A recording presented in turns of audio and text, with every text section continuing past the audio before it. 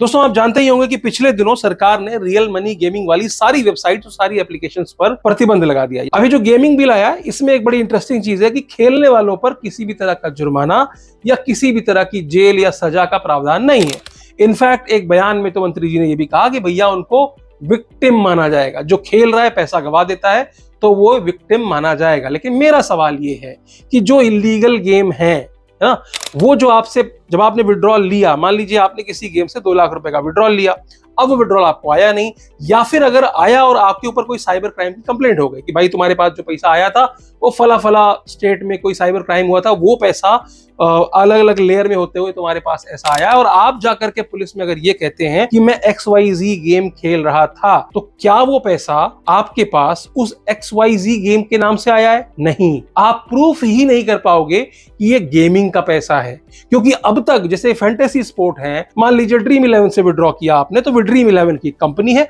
उस कंपनी से पैसा आ रहा था, तब जाकर के आप पुलिस के पास जब बोलोगे कि हाँ ये गेमिंग कंपनी थी, वहां से मैंने पैसा लिया था, तो उस गेमिंग कंपनी के खिलाफ कार्रवाई हो जाएगी। लेकिन यहां पर तो वो गेमिंग कंपनी एग्जिस्ट ही नहीं करती, इंडिया के अंदर उसका कोई नामो निशान नहीं है, और जो तुमको पेमेंट मिली है वो पेमेंट किसी ABC अकाउंट से आई है जिसके खिलाफ की साइबर कंप्लेंट है, तो तुम्हारा जेल जाना तय होगा। यहां पर जब कोई गेम ही नहीं है, आप प्रूफ ही नहीं कर सकते, आप हो सकता है अपने मोबाइल में दिखा दो कि देखो सर मैंने ये गेम खेला था, दिस एंड दैट, क्यों मानेगी पुलिस? पुलिस प्रूफ कर देगी कि वो साइबर अपराध का पैसा है, उनके पास पूरी लेयर होगी, लेकिन तुम नहीं प्रूफ कर पाओगे कि ये किसी गेम से आया हुआ पैसा है। तो ऐसा तो साइबर अपराधी भी करेंगे, वो भी यही कहेंगे भैया मैं तो प्रमोट नहीं कर रहा था, मेरे पास जो पैसा आया है, जो भी